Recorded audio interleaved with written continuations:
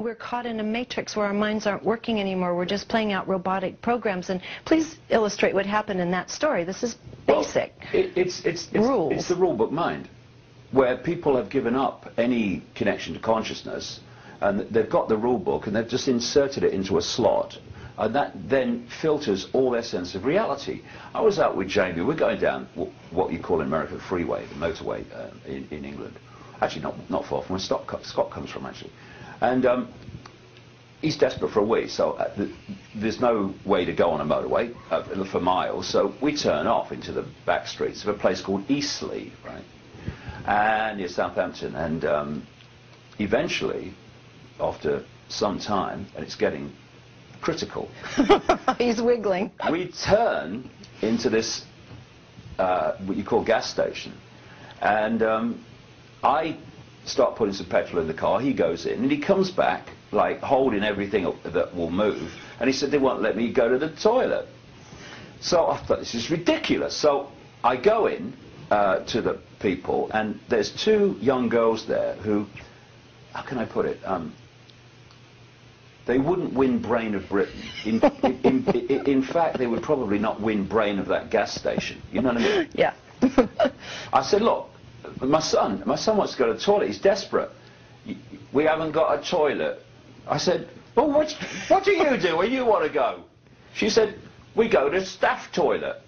I said, so you've got a toilet then? Oh, yeah. I said, the boy's desperate. Look at him. Well, it's against the rules. You can't go to the staff toilet. So I said, where's the bloody manager, right? And the manager, I call for the manager walks in, this woman, she was only a small woman, but somehow she kind of looked down on everybody, you know. Including you, who's 6'3" or 4. You know when this part of the nose goes, it kind of points upwards, you know, because the nose is so much in the air, right? So I said, look, excuse me, I said, either I'm going crazy or someone here is, and you know, my boy wants to go to the toilet, right? He's desperate, look at him. And you've got a staff toilet. So, can he use it? You know, no, not allowed staff and go in the staff toilet to public. I said, why? Why couldn't you make an exception? Great line. She said, well, if we did it for one, we'd have to do it for everyone. How many people desperate for the toilet do you get in a week, and a month, or a year, you know? And then the funny thing was that other people in the queue, instead of seeing the nonsense of this, you know, as you would, look, lady, the kid's desperate for the toilet, let him go, don't be silly. It was like, how long you going to be? And it's like, oh my God, and it kind of encapsulated to me just how a few can control the many. Yes. You've got a basic injustice here, quite clear.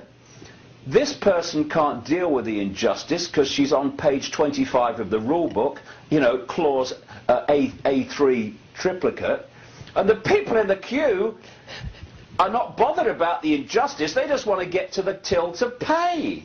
And that, you take that and you play it out across the mass of humanity, and that is the mentality that allows the few to control the many. Exactly. That's why I wanted you to bring it up, because it's a very simple thing that every one of us goes through, probably on a daily basis to one degree or another. But it's no different than what you were talking about, the structure of the political system and the making of laws.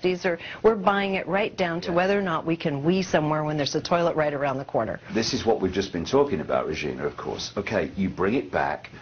Basic fairness, basic justice, basic integrity, basic fairness.